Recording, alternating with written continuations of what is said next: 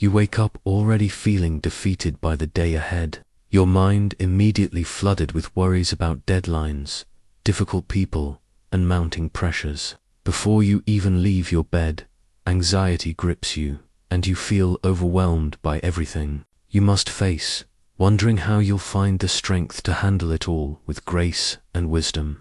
I am Marcus Aurelius, the philosopher-emperor who ruled the vast Roman Empire while maintaining inner peace through the darkest plagues, bloodiest wars, and heaviest burdens of leadership.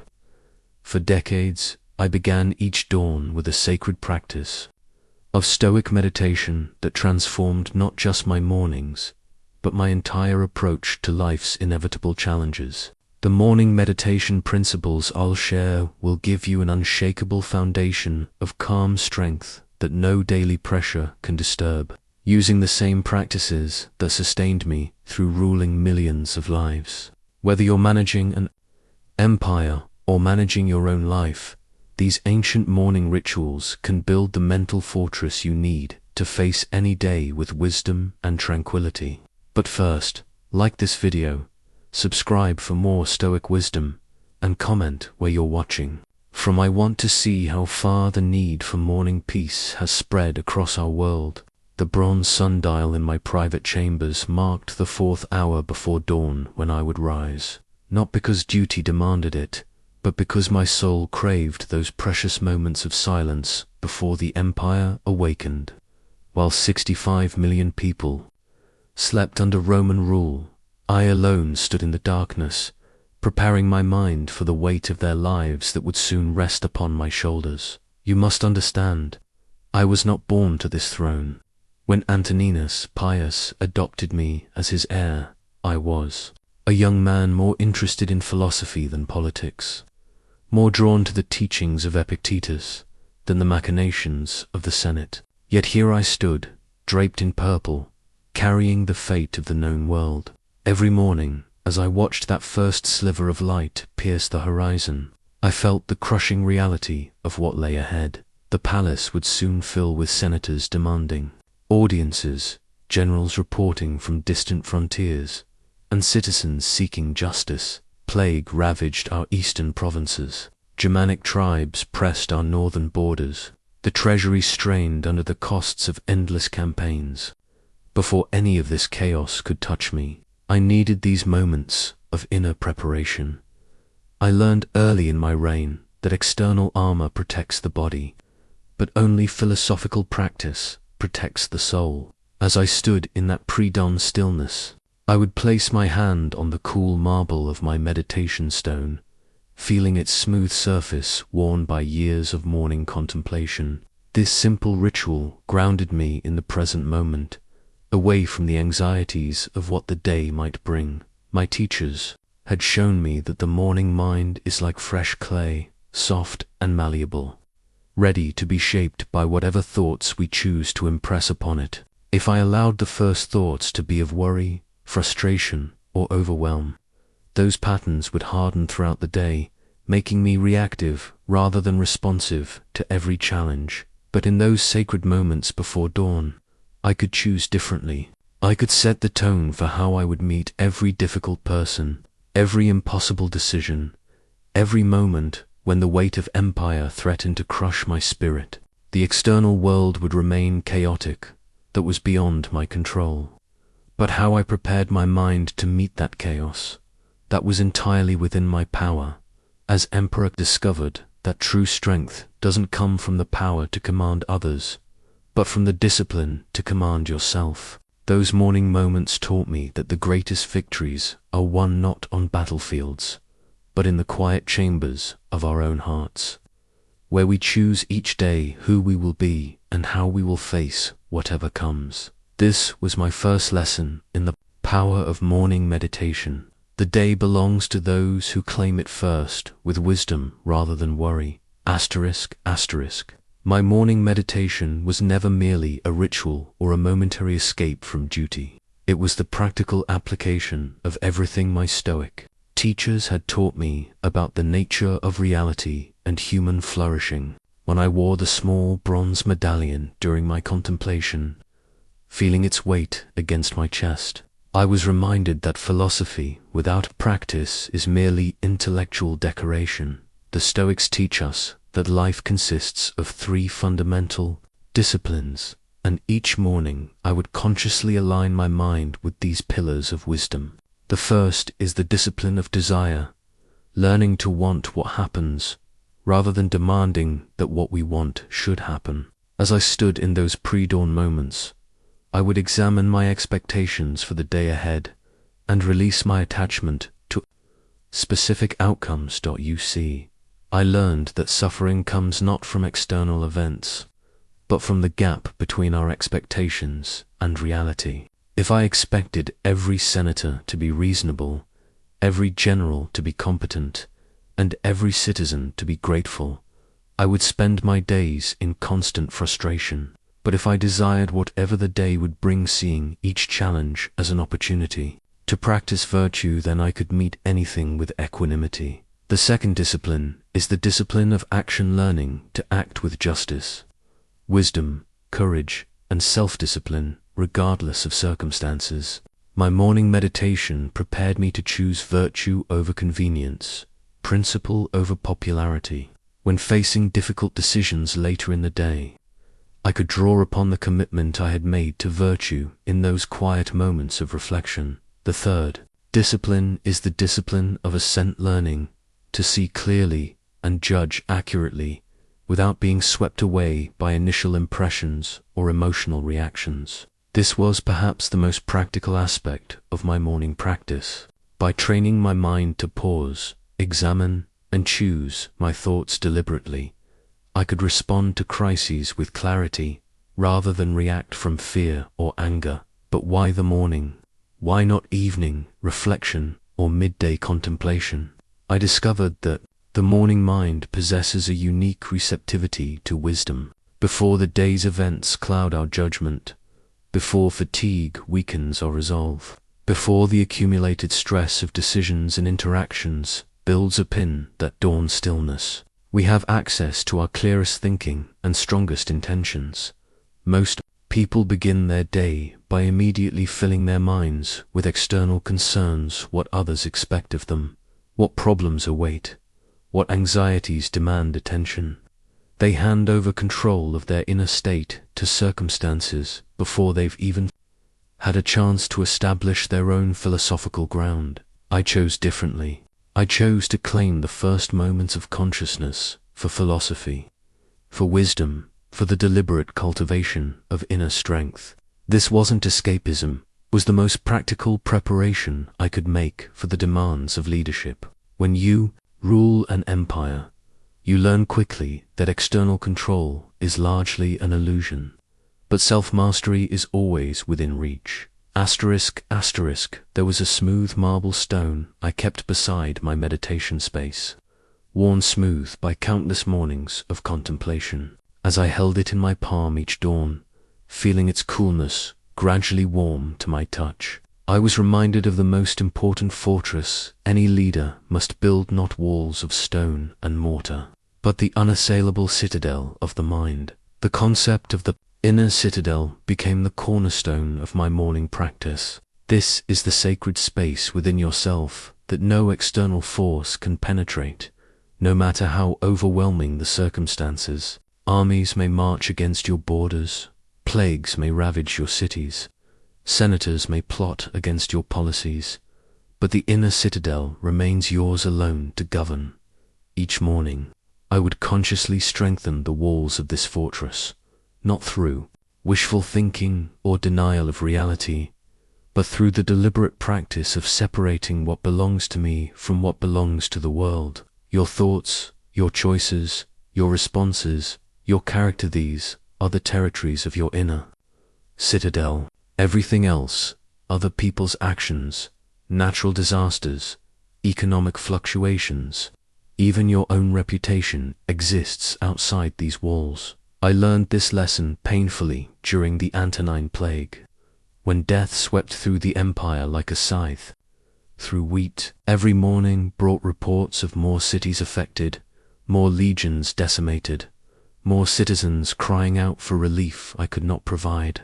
I could have allowed this external catastrophe to destroy my inner peace, to fill my citadel with despair and helplessness. Instead, my morning meditation became a practice of jurisdictional clarity. I would ask myself, what in this situation truly belongs to me? I could not control the plague itself, but I could control my response to it. I could not save every life, but I could ensure that my decisions came from wisdom rather than panic. I could not eliminate suffering, but I could refuse to add to it through poor leadership born of emotional chaos. This is how the inner citadel works, not by denying reality or pretending that external events don't matter, but by maintaining clear boundaries between what you can and cannot influence. When you know precisely where your power ends and the world's power begins, you can invest your energy wisely rather than exhausting yourself trying to control the uncontrollable. The morning is the perfect time to build these psychological fortifications, because your mind is not yet under siege from the day's demands. In that peaceful space before the chaos begins, you can establish your defenses, clarify your boundaries, and commit yourself to protecting what is truly yours, your inner freedom. I would visualize my citadel as a place of perfect calm, where I could retreat no matter what storms raged outside. This wasn't escapism, was strategic preparation. Just as a military commander must have a secure base of operations, a wise person must have an unshakable foundation of inner strength from which to operate in the world. The beautiful paradox I discovered is that the stronger your inner citadel becomes, the more effective you become in dealing with external challenges. When you stop trying to control what cannot be controlled, you free up enormous energy to influence what actually can be influenced. When you stop demanding that the world conform to your preferences, you can respond to it as it actually is, rather than as you wish it would. **** Each morning, I would take out my wax tablet and stylus, ready to capture the insights that emerged from deep reflection. This was not journaling, as many think of it.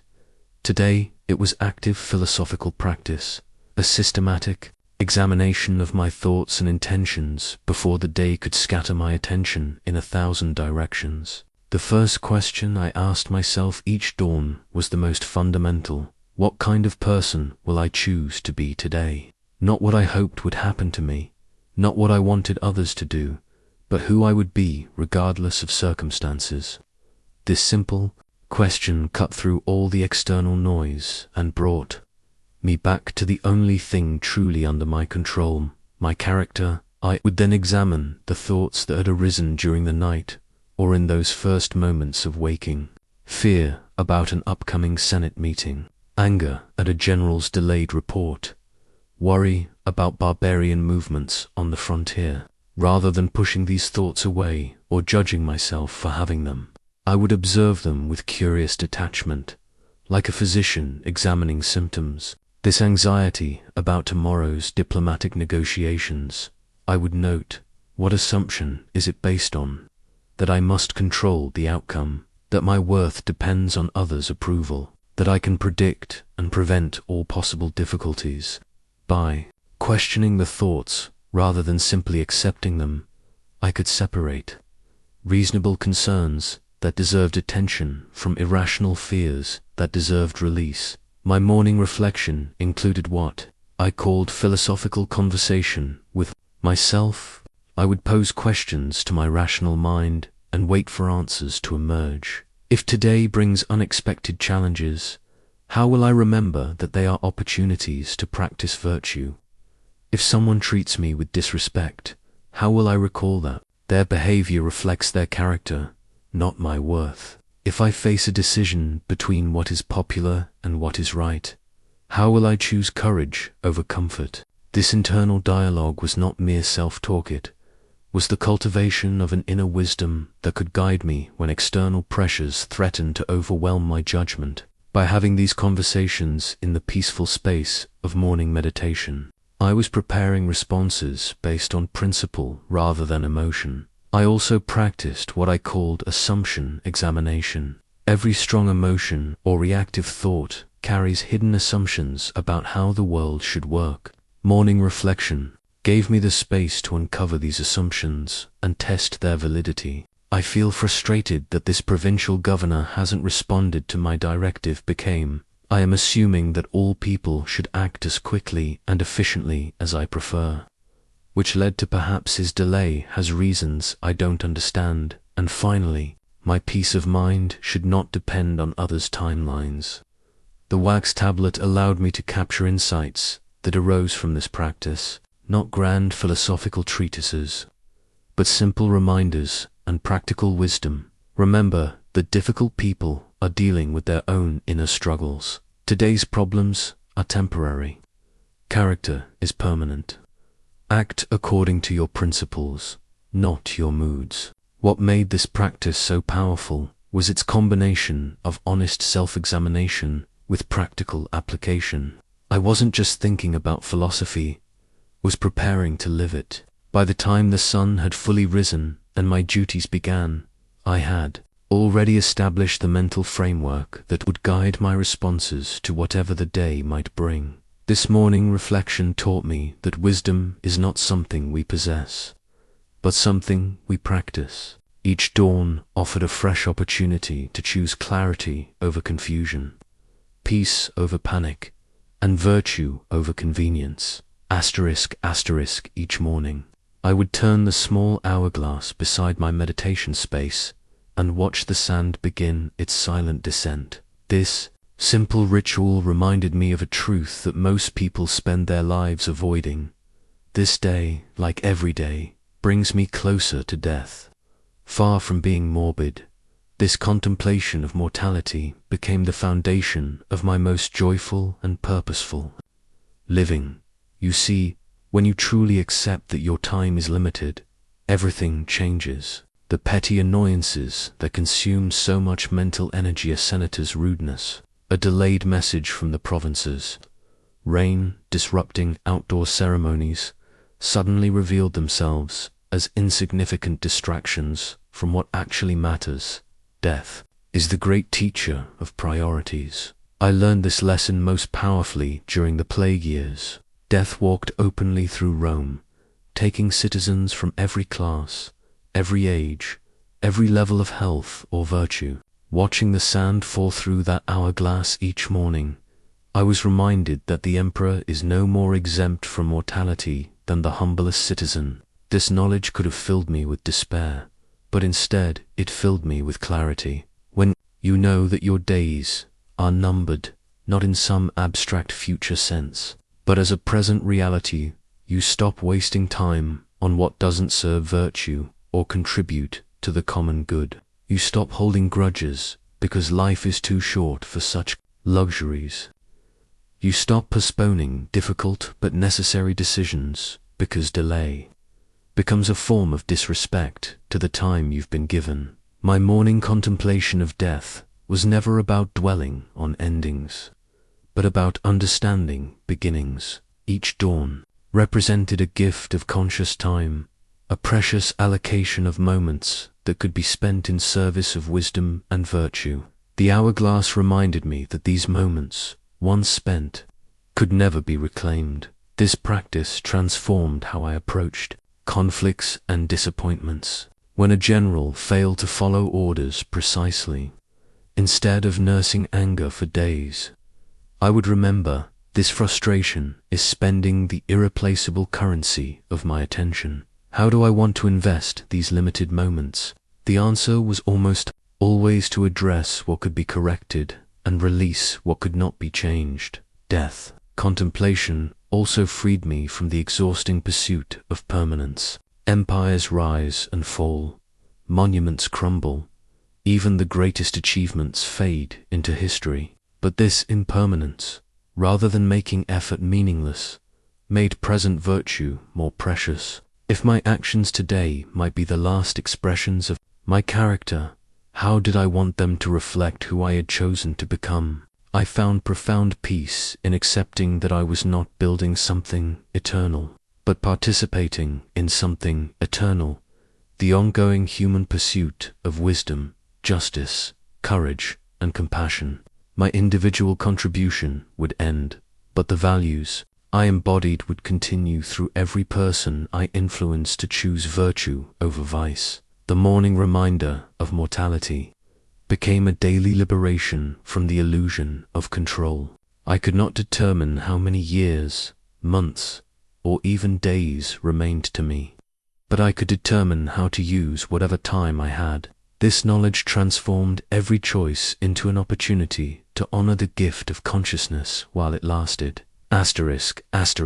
Every morning, I would visualize a symbolic chain of false attachments that bound me to outcomes beyond my control, and then practice the mental exercise of breaking each link. This was my daily training in the discipline of desire, learning to want what happens rather than demanding that what I want should happen. As emperor, I was surrounded by people who believed that power meant getting your way, that success meant having reality conform to your preferences. They could not understand why I spent precious time each dawn practicing the art of letting go. But I had learned that the person who desires what cannot be controlled will live in constant frustration, while the person who aligns their desires with virtue and accepts everything else with equanimity will find peace in any circumstance. The first link in my chain of attachments was the desire for immediate compliance from others. How often I would issue a directive and then spend mental energy worrying about whether it would be followed precisely, quickly, and enthusiastically. Each morning, I would examine this attachment. I desire that every general execute my orders flawlessly, but this desire belongs to the realm of their choice, not mine. I can control the clarity of my instructions and the consequences of non-compliance, but not their actual response. Breaking this link meant releasing my emotional investment in others' behaviors, while maintaining my practical commitment to good leadership. I could still hold people accountable without my inner peace depending on their immediate cooperation. The second link was my attachment to public approval and historical legacy. There were mornings when I would wake anxious about how a difficult decision might be received by the Senate or remembered by future generations. The chain-breaking exercise reminded me that reputation exists in others' minds, not in the realm of my actual control. I could influence it through virtuous action, but I could not command it. This liberation was profound. When you stop needing others to validate your worth, you become free to do what is right, regardless of its popularity. Some of my most necessary but unpopular decisions, increasing taxes to fund plague relief, refusing to expand military campaigns beyond our capacity, became possible only when I released my attachment to universal approval. The third link was perhaps the most subtle, my desire for comfort and ease. Part of me longed for simpler days when my greatest concern was philosophical study rather than imperial administration. Each morning, I had to break my attachment to a life free from difficulty and choose instead to desire whatever challenges the role of emperor would bring. This didn't mean becoming passive or failing to work toward improvements. It meant accepting that struggle, conflict, and complexity were not obstacles to a good life. They were the very materials from which virtue is built. A philosopher-emperor who desired only peaceful contemplation would be poorly equipped for the realities of leadership. The most powerful aspect of this morning practice was learning to desire the opportunity to practice virtue rather than desiring specific outcomes. Instead of wanting the barbarian tribes to remain peaceful, I learned to desire the chance to respond to whatever they chose with wisdom and justice. Instead of wanting the plague to end immediately, I desired the opportunity to lead with compassion and practical wisdom during crisis. This transformation of desire from outcome-focused to character-focused changed everything. When your primary want is the chance to act virtuously, every situation becomes an opportunity for satisfaction rather than a potential source of frustration. Each morning, I would unroll a papyrus scroll and add 3 new items to my growing list of appreciations. not the forced optimism that ignores reality, but the genuine recognition of gifts that surrounded me even in the darkest times. This practice of gratitude became my most effective armor against the resentment and complaint that could poison any leader's heart. When you rule an empire, it becomes dangerously easy to focus on what is wrong, what is missing, what is failing. Reports arrive daily of problems demanding solutions, rebellions to suppress, famines to address, corruption to root out, enemies to defeat.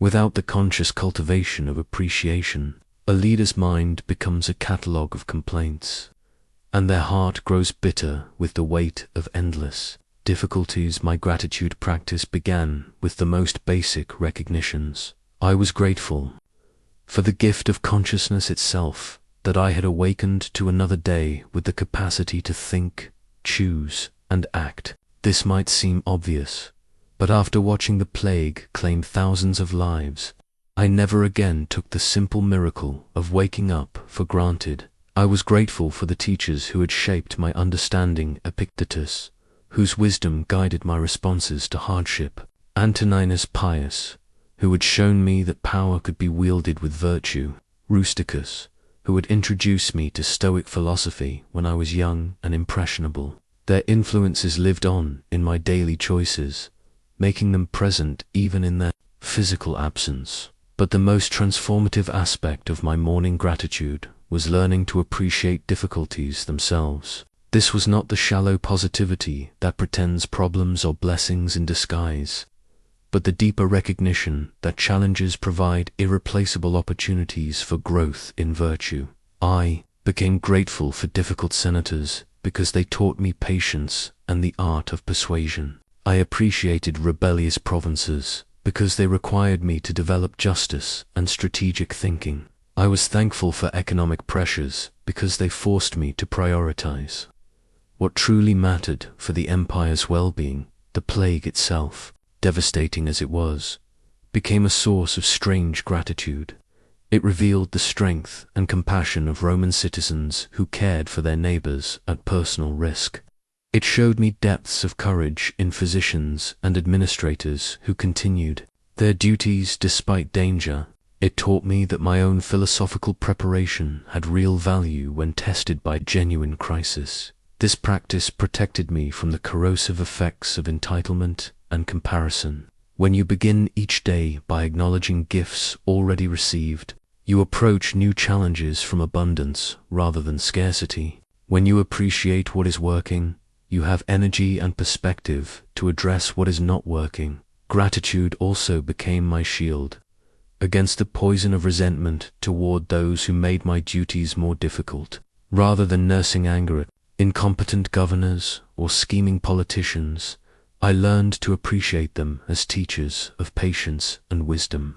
They provided me with opportunities to practice virtue that I would never have sought but clearly needed. Perhaps most importantly, morning gratitude transformed my relationship with the burden of leadership itself. Instead of resenting the weight of responsibility, I began to appreciate the privilege of service.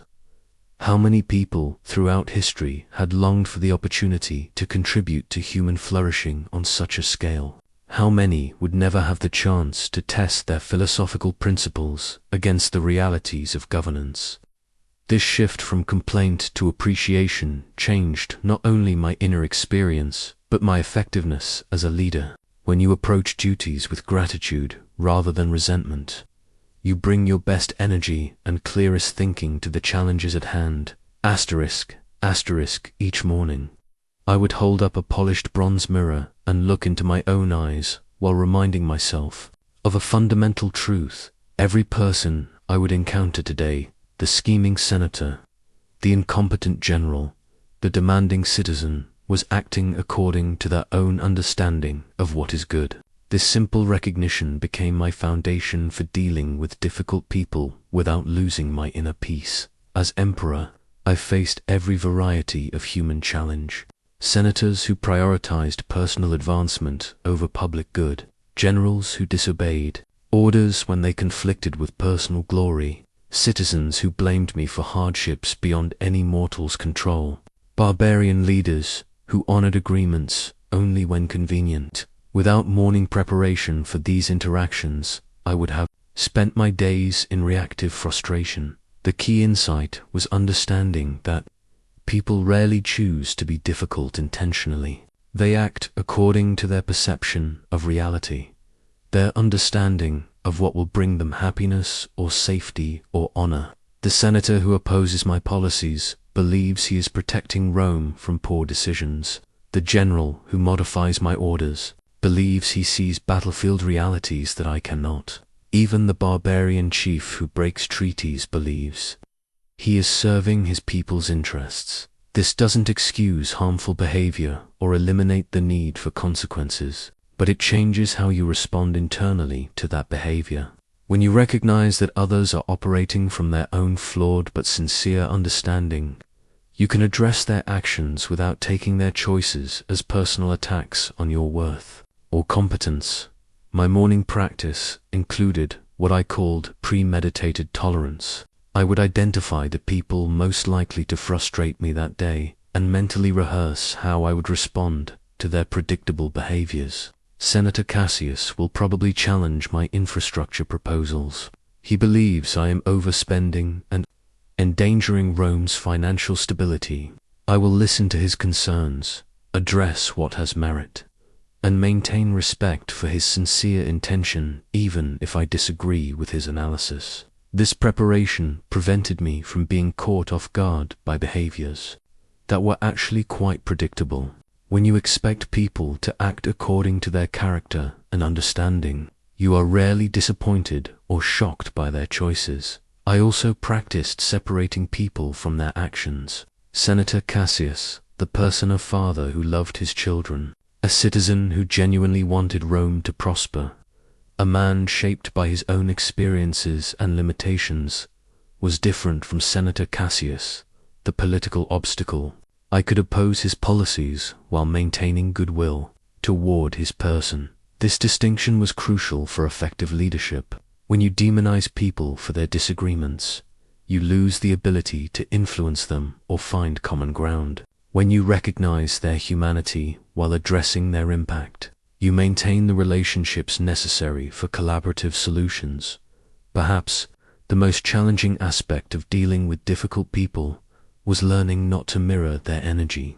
When someone approached me with anger, my natural impulse was to respond with authority. When someone was passive-aggressive, I wanted to be direct to the point of harshness. When someone was manipulative, I felt the urge to be manipulative in return. My morning reflection taught me that taking on others' emotional states was a choice, not an automatic response. I could remain calm with angry people, patient with people, and straightforward with manipulative people. My response could be based on what the situation required, rather than what their behavior triggered in me. The mirror each morning reminded me that I too was someone else's difficult person. My perfectionism frustrated subordinates who needed encouragement. My philosophical approach annoyed pragmatists who wanted quick decisions. My high standards challenged people who preferred comfortable mediocrity. Recognizing my own capacity for being difficult helped me extend grace to others who struggled with their own limitations. Each morning, I would spread out the great map of the empire across my meditation table and trace the vast distances from Britannia to Egypt, from the Rhine to the Euphrates. But this was only the beginning of a mental exercise that I called the view from above, a practice of cosmic perspective that transformed every daily worry into its proper proportion. Starting with that physical map, I would imagine myself rising higher and higher above Rome, watching the city shrink below me until it became a dot. Then the peninsula of Italia became visible. Then the entire Mediterranean appeared as a small sea. Then the empire itself became just another region on a vast continent. But I didn't stop.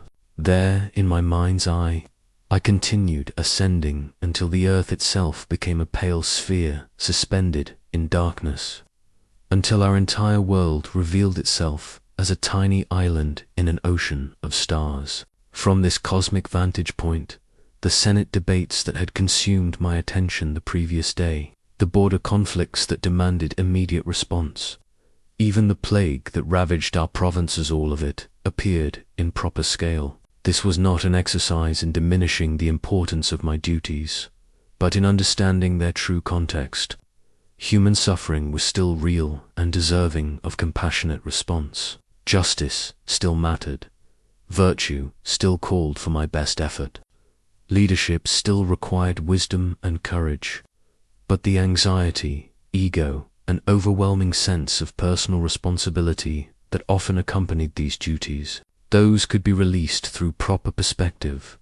When viewed from sufficient height, I could see that the Roman Empire, magnificent as it was, represented only a brief moment in the vast story of human civilization. Great empires had risen before us, Egyptian dynasties that ruled for millennia, Babylonian kings who thought their power eternal, Greek city-states that believed themselves the center of all culture. All had passed into history, their urgent concerns now reduced to scholarly footnotes. This perspective brought profound liberation.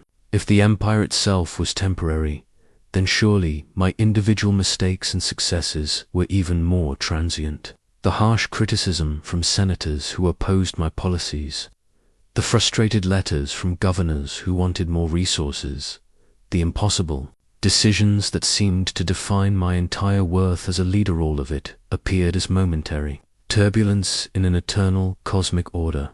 But the most powerful aspect of the view from above was how it revealed the interconnectedness of all things.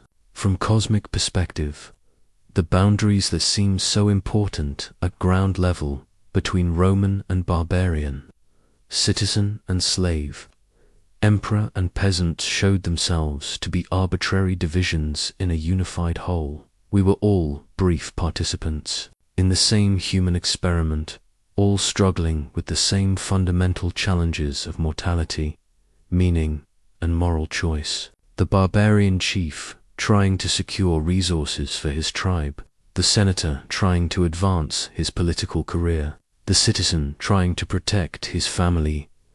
We were all animated by the same basic drives, all subject to the same cosmic forces, all equally temporary in the grand scope of time. This recognition didn't eliminate the need for boundaries, laws, or leadership.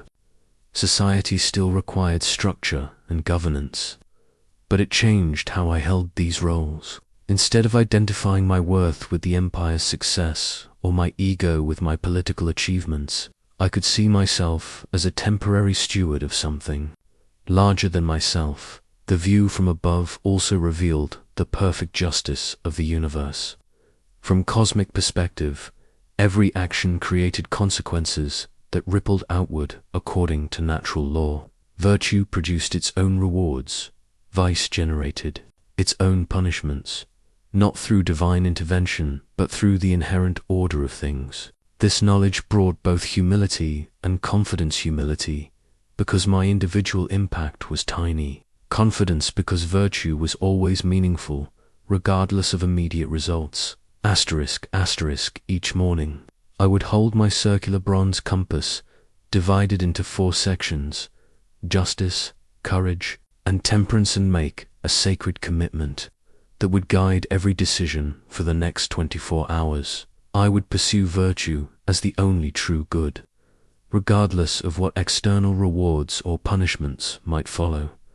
This was perhaps the radical aspect of my Stoic practice, one that distinguished it from mere positive thinking or self-help philosophy. While others pursued wealth, fame, pleasure, or power as ultimate goods, I had learned through painful experience that only virtue could provide lasting satisfaction and genuine peace. Consider wealth. As emperor, I controlled the treasury of the known world. Yet I had watched wealthy men destroy themselves through greed and wealthy women waste away from emptiness. Money could purchase comfort and security, but it could not purchase wisdom or integrity. When external wealth became the primary goal, character inevitably suffered as people compromised principles for profit. Consider fame and reputation. was arguably the most famous person in my world, recognized and discussed from Britannia to Egypt. Yet I had observed how the pursuit of popularity corrupted even well-intentioned leaders, causing them to make decisions based on public opinion rather than truth. When external approval became the measure of worth, authentic virtue became impossible. Consider pleasure and comfort. The imperial palace provided every conceivable luxury, yet I had seen how the constant pursuit of immediate gratification weakened both body and spirit. When pleasure became the highest goal, discipline disappeared, and with it the capacity for any meaningful achievement. Consider power itself. I wielded authority over millions of lives, yet I understood that external power without inner virtue was merely organized tyranny. History was littered with powerful rulers who had created suffering because they never developed the character necessary to use authority wisely. But virtue, wisdom, justice, courage, and temperance, these could never be taken away by external circumstances. A wise person remained wise in poverty or wealth. A just person could act justly whether praised or condemned. A courageous person faced threats with the same spirit whether surrounded by armies or standing alone. A temperate person maintained balance in scarcity or abundance. My morning commitment to virtue meant that every choice throughout the day would be filtered through a simple question. What would the virtuous person do in this situation? Not what would be most profitable, most popular, most pleasant, or most powerful, but what would express the highest development of human character. This was liberating in ways that people who have never tried it cannot imagine. When virtue becomes your standard of success, you become free from the exhausting competition for external goods. You stop measuring your worth against others' wealth, fame, or achievements because you recognize that these things, however impressive, are fundamentally irrelevant to human flourishing. During the plague years, this principle sustained me through impossible decisions. Should I spend treasury resources on immediate relief or long-term infrastructure? The virtuous choice was whatever served justice and wisdom, regardless of political consequences. Should I visit plague-stricken areas despite personal risk? Courage demanded presence with my people during crisis, regardless of personal comfort. The beautiful paradox of pursuing virtue as the only true good is that it often produces external goods as well, but as byproducts rather than goals. When you lead with justice and wisdom, people tend to trust and follow you. When you act with courage and temperance, you often achieve more than those who pursue success directly. But these external benefits remain secondary to the internal satisfaction of living according to your highest nature. Each morning, I would place a small statue representing the inner teacher beside my meditation space and begin the practice that perhaps distinguished Stoic philosophy from all other approaches to wisdom, the art of rational conversation with myself. This was not mere self-talk, but a systematic method of maintaining philosophical dialogue between my emotional reactions and my rational understanding. The technique began with observation. When a strong emotion or troubling thought arose, anxiety about an upcoming military campaign, anger at a senator's opposition, sadness over the plague's devastation, I would pause and address my rational mind as if it were a trusted counselor. What is this feeling trying to tell me? What assumptions is it based on? Is this reaction serving wisdom or hindering it? For example, when news arrived that Germanic tribes were massing near our northern borders, my immediate emotional response was fear mixed with frustration. Instead of either suppressing these feelings or being controlled by them, I would engage in internal dialogue. Marcus, you feel fear because you believe this threat could overwhelm our defenses and harm Roman citizens. This concern shows proper care for your responsibilities, but examine the assumptions. Are you trying to control outcomes beyond your power? What can you actually influence in this situation?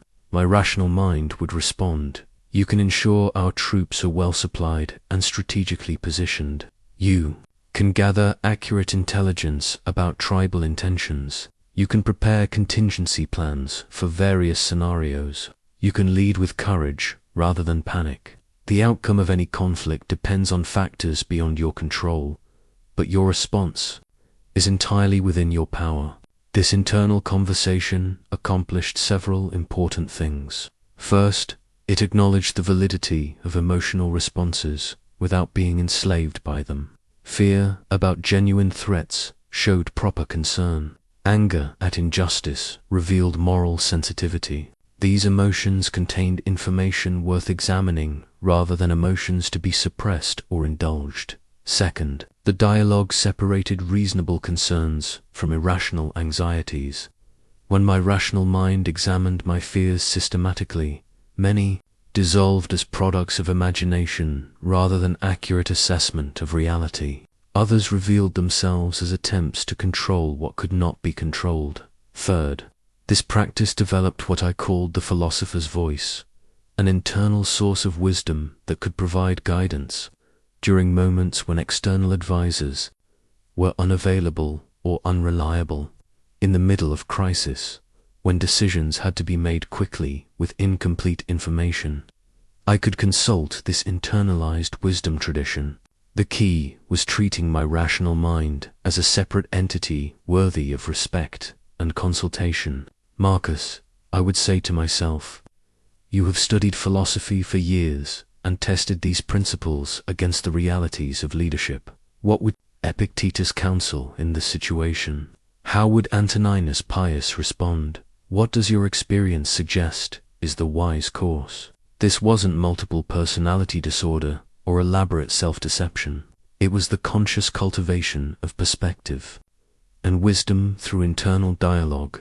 Just as external conversation with wise friends can illuminate solutions to problems, internal conversation with your own highest understanding can access insights unavailable to immediate emotional reactions. The practice became particularly valuable during moments of moral uncertainty, when facing decisions that pitted popular opinion against principle, comfortable choices against courageous ones.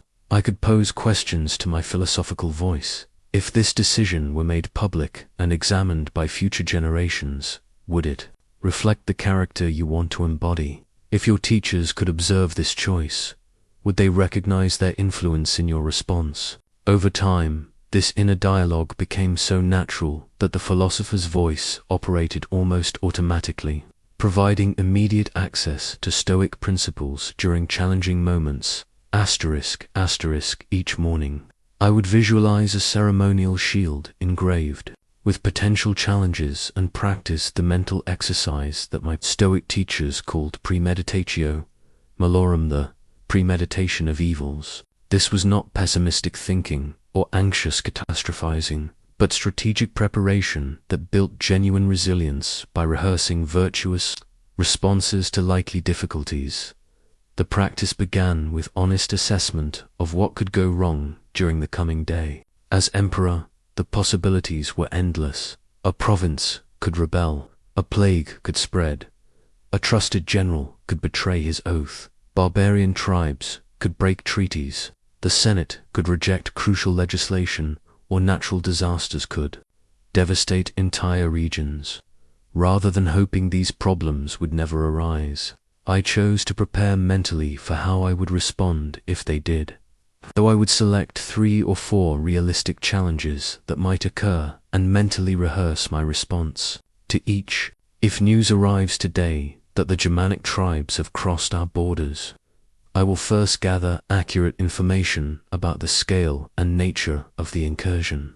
I will consult with my most experienced generals about response options. I will consider the welfare of border communities alongside military strategy. I will make decisions based on justice and practical wisdom, not fear or anger.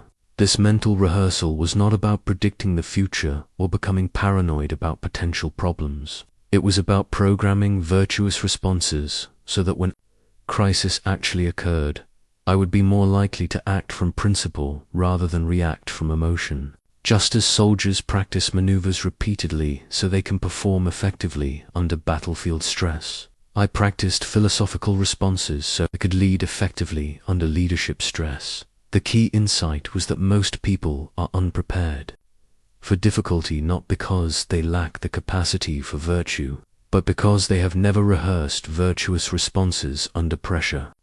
When crisis strikes unexpectedly, they default to whatever patterns are most familiar, usually fear, anger, blame, or despair. But when you have mentally practiced responding to adversity with courage, wisdom, justice, and temperance, these virtuous patterns become more accessible during actual challenges. Would also practice what I call dignified loss meditation. This involved imagining scenarios where I failed despite my best efforts, military defeats, political setbacks, economic disasters, and rehearsing how I would maintain virtue and inner peace even in failure. If this policy proves ineffective, despite careful planning, I will acknowledge the mistake openly, learn from the experience, and apply that wisdom to future decisions. My worth as a person is not determined by the success of any particular initiative. This preparation proved invaluable during the Antonine Plague, because I had spent years mentally rehearsing responses to catastrophic events. When the plague actually struck, I could focus on practical solutions rather than waste energy on shock, denial, or despair. The disaster was certainly worse than anything I had specifically imagined, but the mental framework for responding to overwhelming challenges was already in place. Perhaps the most important aspect of this practice was learning to separate the occurrence of bad events from my response to them. The Stoic insight is that we suffer not from what happens to us, but from our judgments about what happens to us. Events themselves are neutral. Our responses determine whether we experience them as genuinely harmful or as opportunities for growth. By rehearsing virtuous responses to potential setbacks, I learned that even the worst external circumstances could not actually damage what was most important: my capacity for wisdom, justice, courage, and temperance. Enemies could attack my borders, but they could not make me respond with injustice. Economic pressures could strain the treasury, but they could not force me to abandon compassion. Political opposition could frustrate my policies, but it could not compel me to act without integrity. This morning practice transformed my relationship with uncertainty and fear, replacing anxious worry about uncontrollable events with confident preparation for controllable responses. Each morning, I would contemplate a unique sundial that casts no shadow at noon, reminding me that the only moment I could actually live in was the eternal now. This practice of present moment awareness became my antidote to the mental time travel that plagued most rulers: endless regret about past decisions and chronic anxiety about future outcomes. As emperor, I was constantly pulled between yesterday and tomorrow. Senators would remind me of previous policies that had failed, demanding explanations for past choices that could not be changed. Citizens would express fears about future threats, expecting guarantees about outcomes I could not control. Without disciplined attention to the present moment, my mind became a battlefield between regret and worry, leaving little energy for the decisions that actually mattered, the choices available right now. The practice began with simple breath awareness. I would place my attention on the physical sensation of breathing, noticing how each inhale and exhale occurred only in the present moment. You cannot breathe yesterday's air or tomorrow's air. You can only breathe the air that is available now. This basic recognition anchored my consciousness in the only time that actually existed. From this foundation, I would expand present moment awareness to my immediate environment: the feel of morning air against my skin, the sound of birds greeting the dawn, the play of early light across marble surfaces. All of this existed only now. By engaging fully with present sensory experience, I could interrupt the habitual mental patterns that transported consciousness away from the moment where life actually occurred. But the deepest aspect of present moment practice involved recognizing that all power existed in the now. I could not change what had already happened, no matter how much I analyzed past decisions or wished I had chosen differently. I could not control what would happen in the future, no matter how much I planned or worried. But in this moment right now I had complete authority over my thoughts, attitudes, and responses. This was profoundly liberating. When you realize that the present moment contains all the power you will ever have, you stop wasting energy on what is finished and what is not yet here.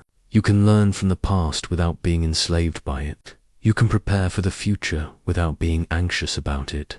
But you live, choose, and act only in the now. I developed what I called the eternal now meditation. I would remind myself that this present moment was not just a brief transition between past and future, but a direct participation in eternity. The now never ages, never changes, never ends. It is always completely fresh and completely available. Past moments have dissolved into memory. Future moments exist only in imagination. But this moment, the one you are experiencing right now as you read these words, this is where consciousness actually dwells. During particularly stressful periods, when multiple crises demanded immediate attention, I would return to present moment awareness to prevent mental overwhelm. Instead of trying to solve all problems simultaneously in my mind, I would ask, what can I do right now, in this specific moment, to address the situation before me? This simple question cut through the complexity and confusion that arose when I tried to handle everything at once. Present moment focus also enhanced the quality of every experience. When meeting with advisors, instead of thinking about the next appointment while listening to current concerns, I could give complete attention to the person in front of me. When reviewing military reports, instead of multitasking with other worries, I could engage fully with the information at hand. This quality of attention improved both my decision-making and my relationships. The practice revealed how much suffering came from mental time travel rather than present circumstances. Right now, in this moment, I was rarely in physical danger, never lacked basic necessities, and always had access to the capacity for virtue. Most of my stress came from dwelling on past events that were finished or future possibilities that might never occur. Each morning, I would place my hand on a small anvil that reminded me of the fundamental Stoic truth. Obstacles are not impediments to the path, they are the path itself. Every challenge that seemed to block progress was actually raw material for building stronger character, clearer wisdom, and deeper virtue. This was perhaps the most practical and transformative aspect of my morning meditation. Instead of viewing difficulties as unfortunate interruptions to my plans, I learned to see them as precisely the experiences I needed for growth. Just as a blacksmith uses anvil and hammer to shape raw metal into useful tools, life uses obstacles and pressure to shape raw human potential into developed character. When news arrived that Germanic tribes were raiding our northern borders, my initial response was frustration. This was not in my plans for the year.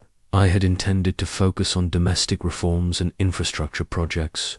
The military crisis seemed to derail everything I had hoped to accomplish, but my morning practice had taught me to reframe this reaction immediately. Marcus, I would say to myself, what if this challenge is not an obstacle to your development as a leader, but the very experience you need to develop qualities that peaceful times cannot teach? What virtues might this crisis call forth that would otherwise remain dormant? The barbarian threat required me to develop strategic thinking under pressure, to make difficult decisions with incomplete information, to balance competing priorities of defense and domestic welfare. It demanded courage in the face of uncertainty, justice in dealing with both Roman citizens and foreign peoples, wisdom in resource allocation, and temperance in responding to fear and anger. Without this challenge, these aspects of leadership would have remained theoretical. The obstacle became my teacher in ways that no peaceful study could match. I applied this same reframing to every type of difficulty. When senators opposed my policies, instead of seeing them as impediments to good governance, I recognized them as opportunities to practice persuasion, patience, and the art of building consensus. Their resistance forced me to clarify my thinking, strengthen my arguments, and sometimes discover flaws in my reasoning that I had missed. When the plague struck our eastern provinces, instead of viewing it only as a catastrophe, I began to see it as a test of everything my Stoic training had taught me about compassion under pressure, resource allocation during scarcity, and maintaining hope while acknowledging harsh realities. The crisis revealed both my strengths and my limitations, showing me exactly where my character needed further development. The key insight was that growth requires resistance. Just as muscles develop only when working against opposing force, character develops only when tested by challenging circumstances.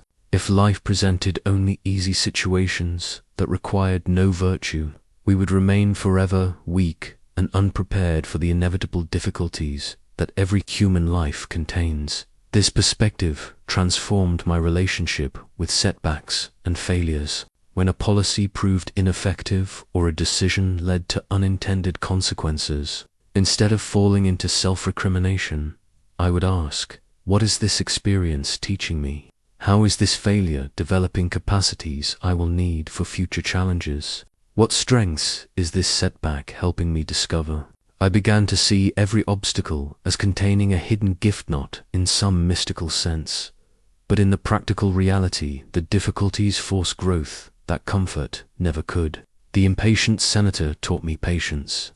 The incompetent general taught me the importance of clear communication.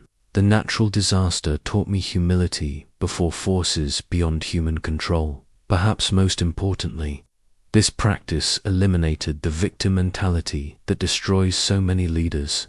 When you view obstacles as opportunities rather than injustices, you maintain agency and power even in situations you cannot control. You stop wasting energy on resentment and complaint, and start investing that energy in learning and growth. The anvil reminded me each morning that I was being forged into something stronger, wiser, and more virtuous through every challenge I faced. The obstacles that seemed to block my path were actually creating the path to becoming the person I was meant to be. Asterisk. Each morning, I would contemplate a circular basin of water, watching how a single drop created expanding ripples that reached every edge. This simple demonstration reminded me of a profound truth. The inner peace I cultivated in those pre-dawn moments would touch every person I encountered throughout the day, creating waves of influence that extended far beyond my immediate awareness. As emperor, I wielded obvious forms of power, military, political, economic, but I discovered that the most subtle and perhaps most important influence I exercised was the quality of presence I brought to every interaction. When I approached meetings from a foundation of morning calm, that stability became contagious. When I faced crises with the equanimity born of philosophical preparation, others found their own capacity for clear thinking strengthened. This was not a mystical phenomenon, but a practical reality of human psychology. People unconsciously mirror the emotional states of those around them, especially those in positions of authority. When a leader radiates anxiety, that nervousness spreads throughout the organization. When a leader projects confidence and calm, those qualities multiply as they pass from person to person. I observed this pattern repeatedly during the plague years. On days when I began with thorough morning meditation, when I entered discussions from a place of centered preparation, even the most dire reports could be received and addressed with constructive energy. Administrators left my presence feeling capable rather than overwhelmed. Generals departed with clarity about their missions rather than confusion about conflicting priorities. But on the rare mornings when I skipped my philosophical preparation and plunged immediately into the day's demands, the difference was unmistakable. My own reactivity triggered reactivity in others. My anxiety amplified their fears. My impatience shortened their thinking. The very same challenges that could be handled constructively from a foundation of morning peace became sources of chaos and conflict when approached from an unprepared mind. The ripple effect worked in both directions. Just as inner peace spread outward, the emotional states of others could disturb my own equilibrium if I had not established strong philosophical foundations. This was why the morning practice was not a luxury but a necessity, created the stability that allowed me to remain helpful rather than become another source of disorder. I learned to see my morning meditation as a form of service to everyone I would encounter. The senator who brought complaints deserved to meet with a leader whose judgment was not clouded by personal stress. The citizen seeking justice deserved an emperor whose attention was fully present rather than scattered by worry. The general requesting resources deserved clear communication from someone who had taken time to organize his own thoughts. This sense of responsibility for my inner state as a gift to others transformed morning meditation from self-care into civic duty. Every moment I invested in cultivating wisdom, patience, and clarity was a contribution to the common good. Every practice that strengthened my capacity for virtue multiplied my ability to serve effectively. The basin of water also reminded me that I was simultaneously creating ripples and responding to ripples created by others. The morning meditation gave me the stability to be influenced by others' wisdom while remaining unshaken by others' chaos. I could learn from advisors' insights without adopting their anxieties. I could respond to citizens' legitimate concerns without taking on their emotional overwhelm. Perhaps most importantly, I realized that the influence of morning peace extended far beyond my immediate interactions. The administrator who left my presence feeling centered would approach his own subordinates differently. The general who received clear guidance would communicate more effectively with his officers. The senator who experienced respectful disagreement rather than hostile opposition would be more likely to engage constructively in future debates. In this way, the few minutes I spent each dawn in philosophical preparation created expanding circles of positive influence that touched lives I would never know, in places I would never visit, through chains of connection I could never trace. **** Each morning, I would arrange the simple tools that had become essential to my practice: the wax tablet for reflection, the bronze medallion for philosophical grounding, the smooth stone for present moment awareness. But you need none of these external objects to begin your own transformation. What you need is far simpler and far more powerful: the decision to claim the first moments of consciousness for wisdom rather than worry. Let me share with you the precise steps I would take if I were beginning this practice today. With the constraints and opportunities of your modern world, the principles remain unchanged, but the application must fit your circumstances rather than mine. Begin with just 10 minutes before your normal routine. Not an hour, not even 20 minutes, simply 10 minutes earlier than you currently wake. This small change eliminates the excuse that you lack time while creating space for transformation. Set your awakening for the same time each day, training your body's natural rhythms to support your philosophical practice. In those first moments of consciousness, before checking messages or news or other people's demands on your attention, ask yourself 3 questions that I posed each dawn. What kind of person will I choose to be today? What challenges might I face? And how will I respond with virtue? What am I grateful for that I might take for granted?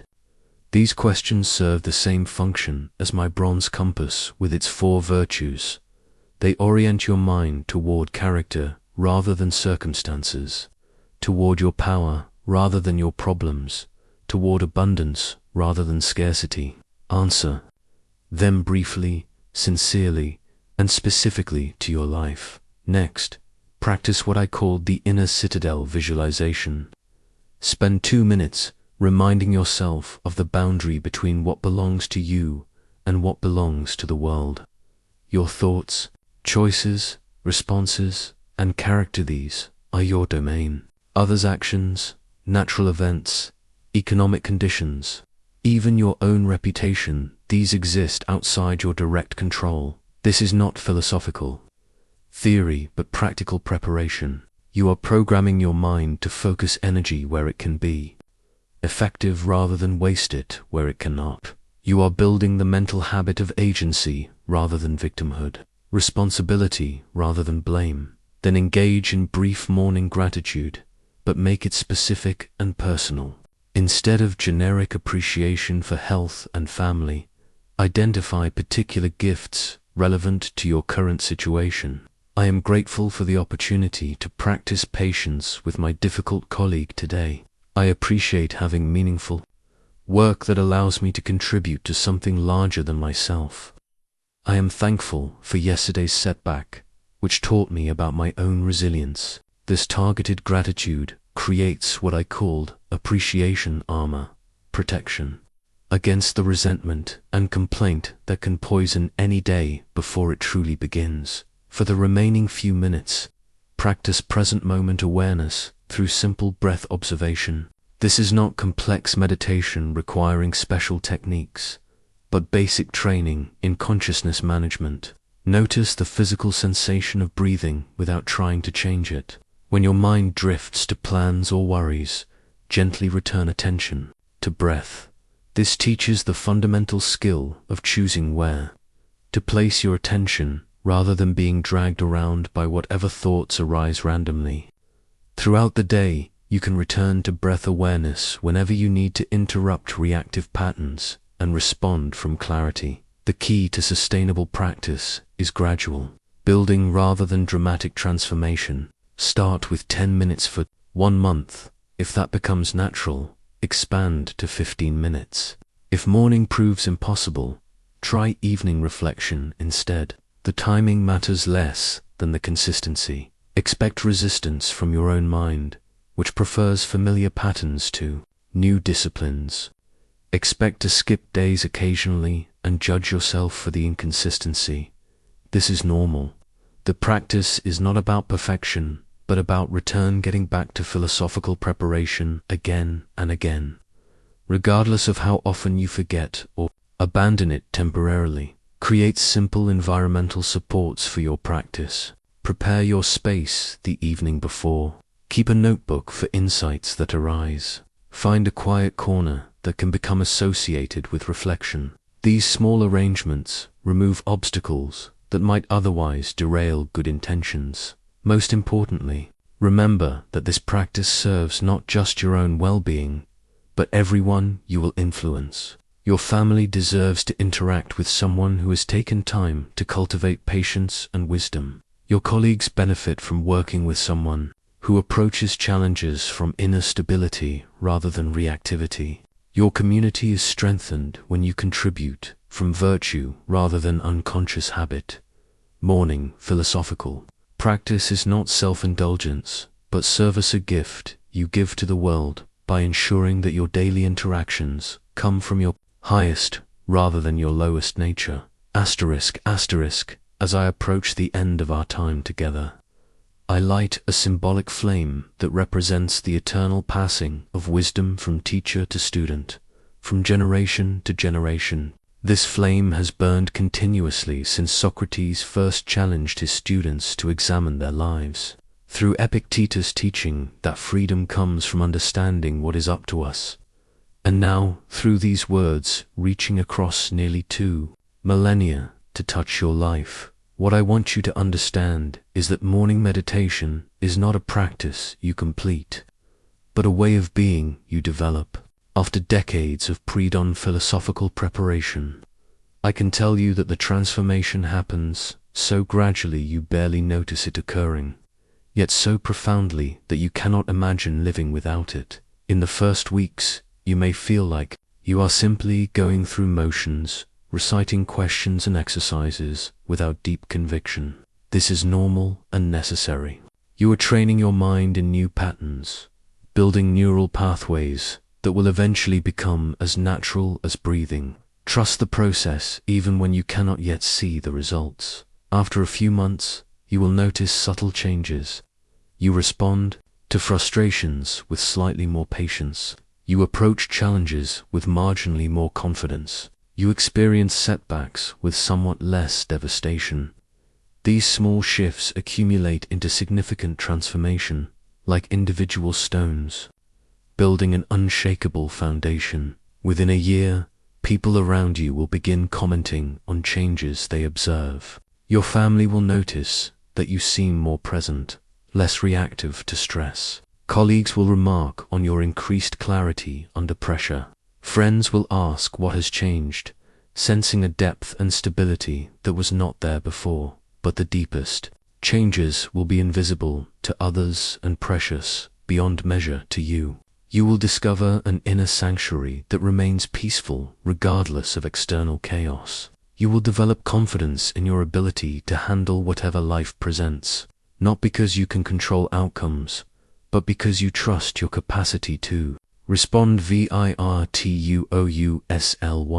The morning practice will become your daily return to sanity in a world that often seems designed to promote anxiety, reactivity, and unconscious living. Those few minutes of philosophical preparation will anchor you in what is eternal and meaningful, rather than what is temporary and trivial. Over the years, your morning meditation will deepen and evolve.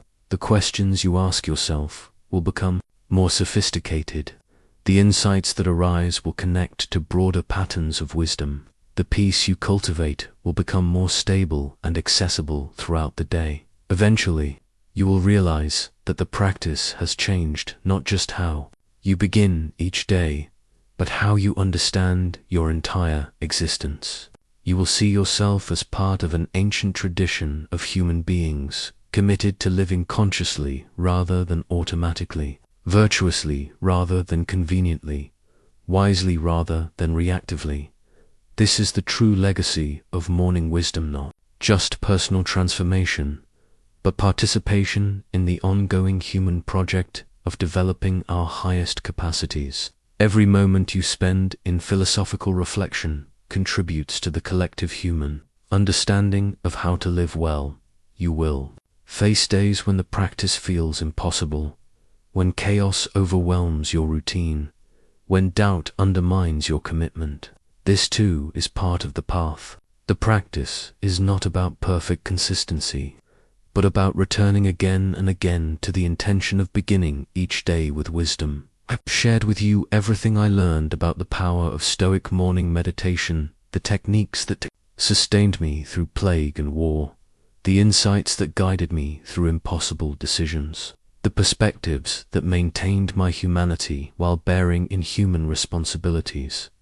But ultimately, this wisdom becomes yours only through your own practice, your own application, your own gradual development of philosophical strength. You must test these principles against the realities of your own life, adapt them to your own circumstances, and discover through experience their power to transform both your inner world and your outer impact. The flame I pass to you has illuminated the path for countless seekers throughout history. Now it burns for you, waiting to guide your own journey toward the unshakable peace that comes from aligning your daily choices with eternal wisdom. Begin tomorrow morning.